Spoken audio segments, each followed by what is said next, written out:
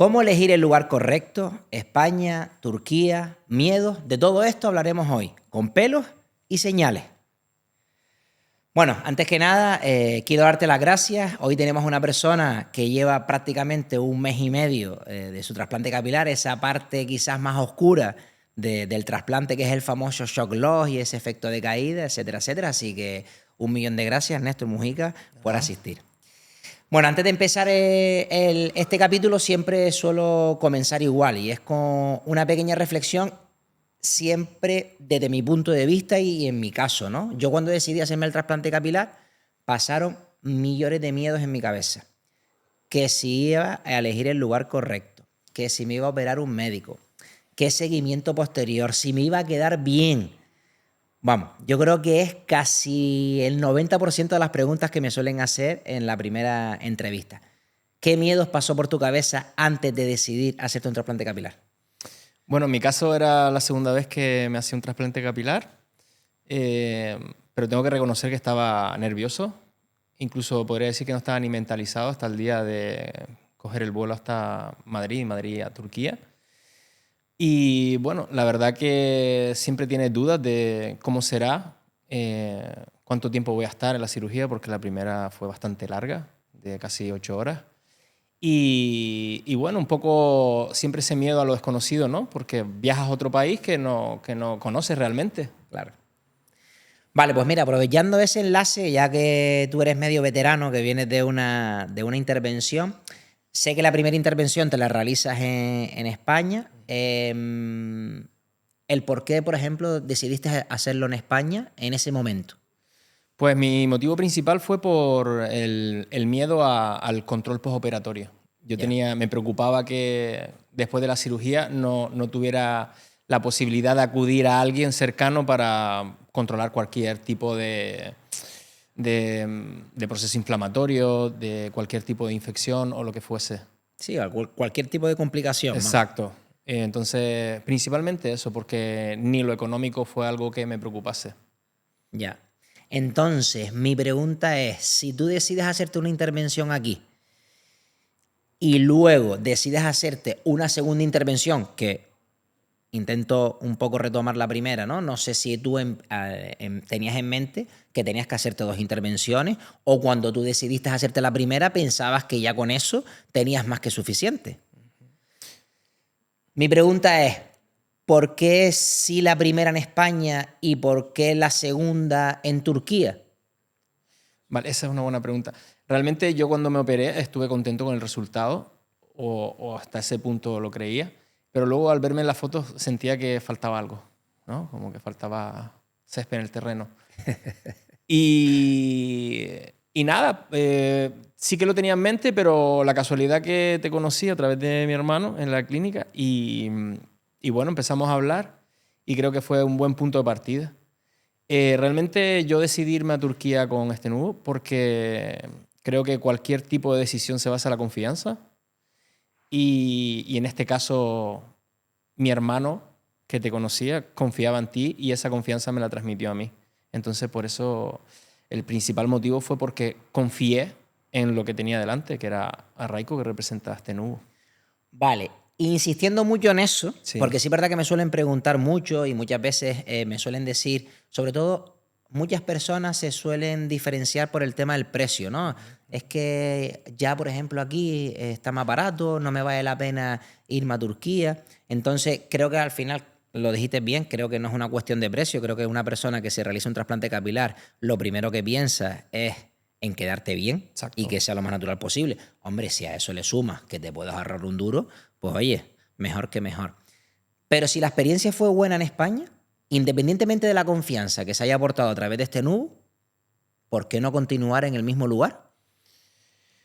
Pues yo creo que es que sinceramente es verdad que el precio al final también es un hándicap para muchos pacientes y yo que trabajo en clínica y hago propuestas de tratamiento, no todo el mundo se puede permitir montarse en un Ferrari y todos queremos ir en un Ferrari, pero la realidad no es esa. Entonces buscamos la forma de obtener el resultado que buscamos adaptado a nuestra realidad económica.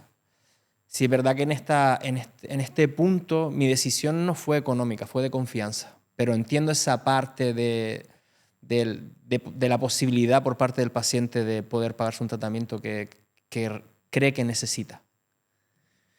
Hombre, creo que has respondido a la perfección, Sí, porque al final creo que son muchos factores, ¿no? A la hora de tomar la decisión de un lugar a otro, y evidentemente siempre el económico, pues siempre puede ayudar, siempre y cuando vaya acompañado de buenos resultados. Porque eso es clave.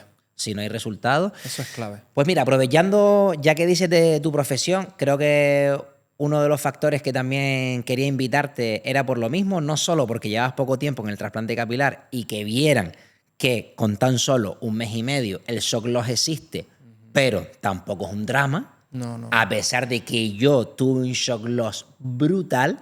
Vamos, ojalá yo lo hubiese tenido como tú. Sí es verdad que creo que tu profesión, creo que es un valor añadido.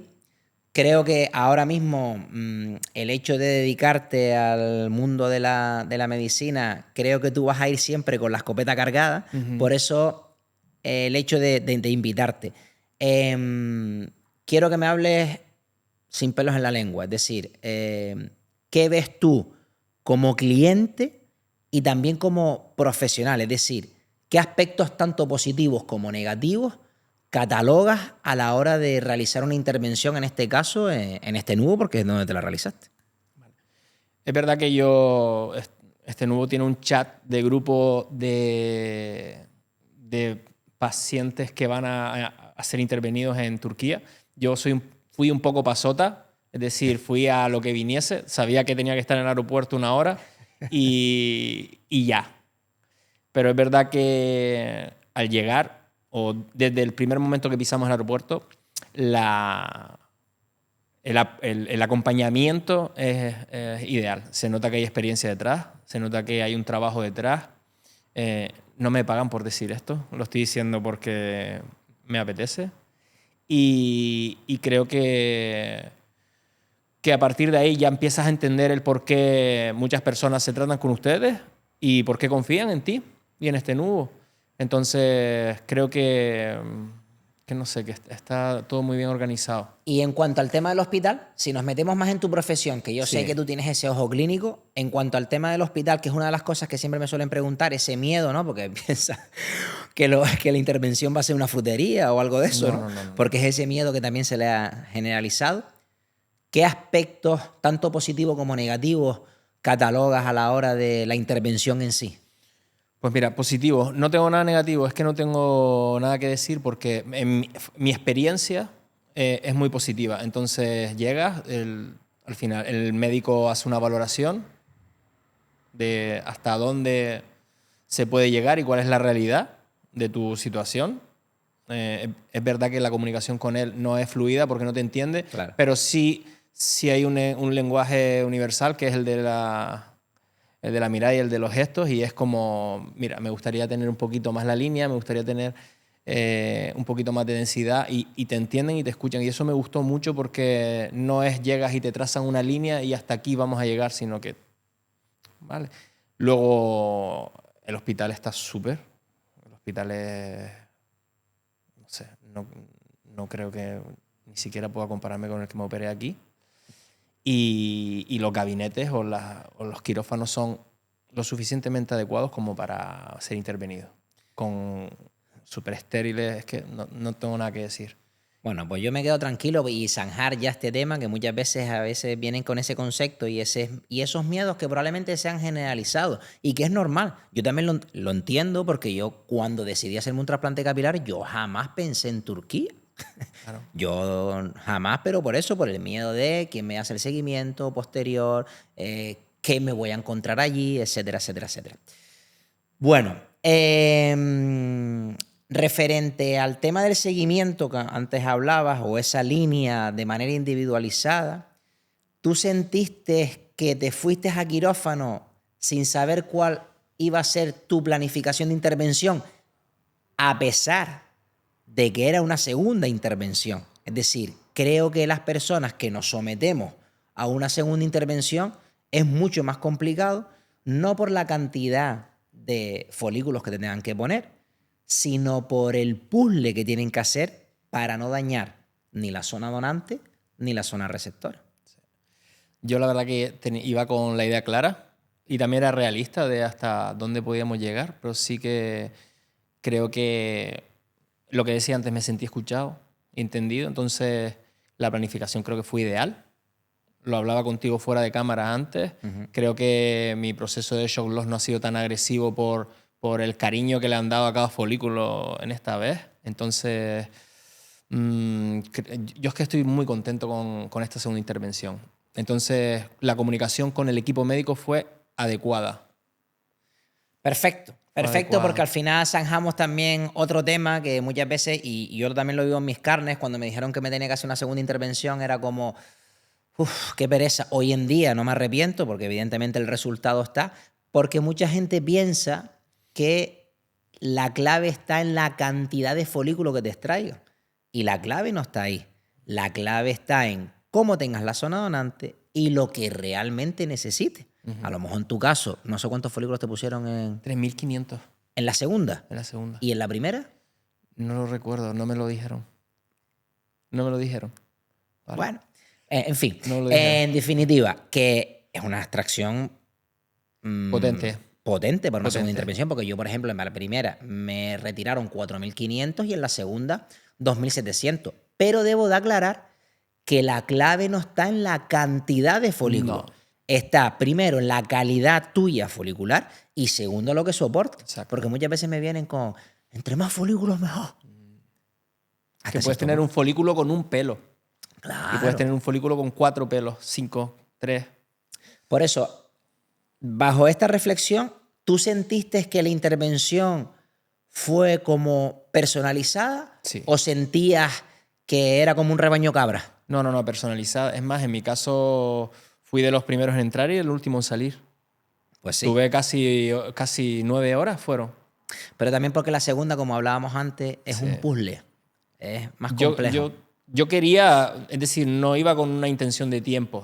Yo quiero que me pongan el máximo de pelos posible y de la mejor manera posible. ¿Qué quiere decir? Que lo que no puedes hacer es ir a una intervención y no estar predispuesto a.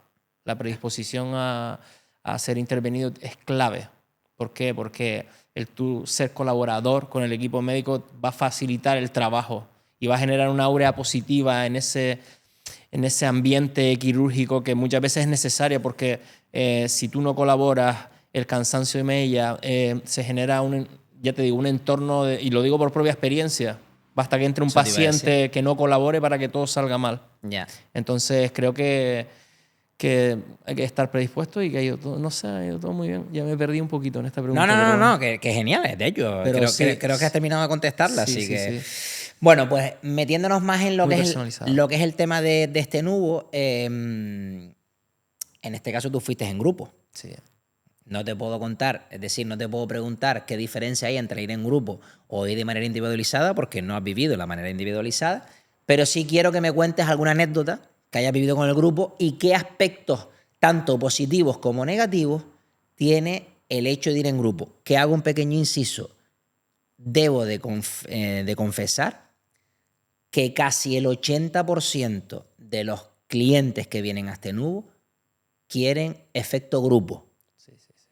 No sé por qué, no sé si los folículos unen o qué carajos pasa, pero el hecho de individualizado creo que también es un hándicap. A mí me encanta, esa pregunta me gusta porque además quería hablar de esto. Yo creo que algo que me impresionó demasiado es compartir experiencias de cada uno de los componentes del grupo porque todos tenían unas vivencias personales referentes a su alopecia o su falta de pelo que impactaba un poco porque al final opinar es fácil y la broma del calvo siempre está ahí. Uh-huh. Y se te ve el cartón, se te ve... Y creo que hay mucha emoción detrás de esa broma que habría que tener en cuenta porque no todo el mundo sobrelleva la calvicie de igual manera. Entonces, escuchar las experiencias personales de cada uno de los acompañantes me enriqueció, es más, me emocionó. Lo puse por el grupo. Sí. No estaba preparado para eso. Tampoco tenía ganas de socializar. Muchas veces cuando viajas y te vas a intervenir, quieres estar un poco tu bola. Y creo que hicimos mucha piña. Tengo muchas experiencias, me llevo, creo que amigos, sobre todo a Lalo y a este hombre, ahora que se me olvidó el nombre. Bueno, da igual. Geray, Geray. ¿vale? Que estuvimos allí en el Gran Bazar a tope buscando rebajas. 24 horas después del trasplante. 24 horas después del trasplante, perfecto, Ojo. sin apósito ya. Íbamos con la cabeza, o con la zona donante, mejor dicho. Sí, toda la cabeza con la cura hecha. Libre. Cero supuración, cero sangrado, nada. Es decir, perfecto.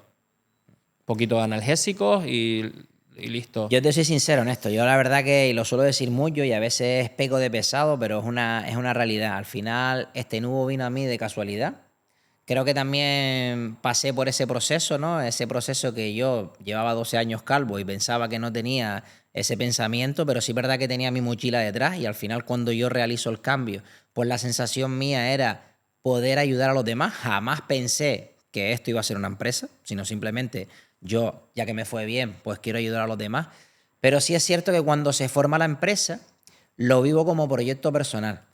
Es verdad que detrás de este nubo hay un equipo grande, a veces sale mi cara de sinvergüenza nada más, pero hay muchísimo equipo detrás, como puede ser Goretti, como puede ser Sergio, como puede ser Kilian, como puede ser Ciano, es decir, Nayara, el equipo médico. Hay un equipo muy grande y yo siempre se lo digo, ¿no? Que al final está muy guay aumentar la cantidad de clientes, que de hecho 2025 fue bastante bueno, pero creo que esa parte cercana y esa parte humana nunca debemos de quitarla. Y si para quitarla tengo que aumentar los clientes y la quito, prefiero quedarme como estoy. Literal. Porque al final creo que es lo que puede llegar a marcar Opino igual. la diferencia. Bueno, ya vamos a finalizar porque tampoco quiero torturarte, hablar todo el rato y tampoco quiero estar hablando siempre del tema del trasplante. Pero sí es verdad que para terminar, y es una de las cosas que siempre suelo terminar con la misma pregunta, y es que si yo voy a Gijón y como en un sitio mal, no puedo decir que se come mal en Gijón. Claro. ¿Qué quiere decir con esto? Creo que generalizar es un verdadero error. Creo que catalogar un país tanto como España, como un país como tanto como Turquía, creo que, vuelvo y repito, es un error. España tendrá unos lugares increíbles y Turquía también tendrá unos lugares increíbles y ambos tendrán lugares que son un desastre. Creo que la clave está en buscar el lugar idóneo. Literal. Nosotros siempre apostamos por qué si este nubo. ¿Qué consejo, entre comillas, le darías a esas personas que están dándole vueltas como propósito de 2026 de darse un trasplante capilar? ¿Cómo hacer esa búsqueda? No quiero que tampoco digas este nubo, no busco eso, sino cómo hacer esa búsqueda después de tu tranquilidad a la hora de tomar la decisión. Al final yo creo que las decisiones son actos de fe. Entonces tienes que buscar lo que quieres primero, qué es lo que te gustaría conseguir con tu trasplante, informarte, leer un poco sobre de qué va un trasplante y sobre todo buscar referencias de grupos especialistas que se dediquen a eso, con, ¿cómo se llama? Con reseñas. Es decir, a día de hoy encontrar información de calidad no es difícil, hay que buscar un poco. Yo hablo de este nubo ahora porque lo conozco, entonces los animo a que contacten con Raiko y que se animen a cumplir ese sueño de cambiar un poco ese aspecto físico de lo que es la calvicie, la alopecia, que no se van a arrepentir. Pues Néstor, yo solo puedo darte las gracias porque al final, como decía al principio, salir en cámara con 1 mes y medio de un trasplante capilar es bastante complicado. Sí es verdad que tú te has venido arriba, pero ¿por qué no te ves con un shock lock? Brutal, habría que verte si tienes un shock lock No, bueno. me dicen que estoy guapo con la cabeza rapada, al final me equivoqué. Al final te vas a quedar rapado. Sí, rapado. Así que nada, gracias no solo por mi parte, por la parte de este nubo, sino también por esa parte solidaria de poder ayudar a esa persona que está detrás viéndolo, porque probablemente que esa persona que está detrás viéndolo, pues probablemente se esté planteando un trasplante capilar y no sabe qué indicaciones. Este podcast no está para aumentar el número de clientes. Este podcast está para darle la mayor naturalidad posible al trasplante capilar. ¿Que se quieren venir con nosotros? Maravilloso, nosotros estaremos encantados. ¿Que se quieren ir a otro lugar? Que se vayan. Pero que, como bien decías tú, que tomen la decisión con el resultado que tenga y con la experiencia de la gente. Exacto. Así que, Néstor, lo dicho, 1.000.000 de gracias. Gracias a ustedes. Chicos, con esto finalizamos este capítulo. Un capítulo bastante corto, pero a la misma vez intenso. Un capítulo donde queríamos también invitar a ese tipo de personas que pasan con 1 mes y medio del trasplante capilar y sobre todo también que me parece importante la valoración de un profesional como en el ámbito de la medicina, que creo que es clave a la hora de tomar la decisión. Así que nada, nos vemos en el siguiente capítulo.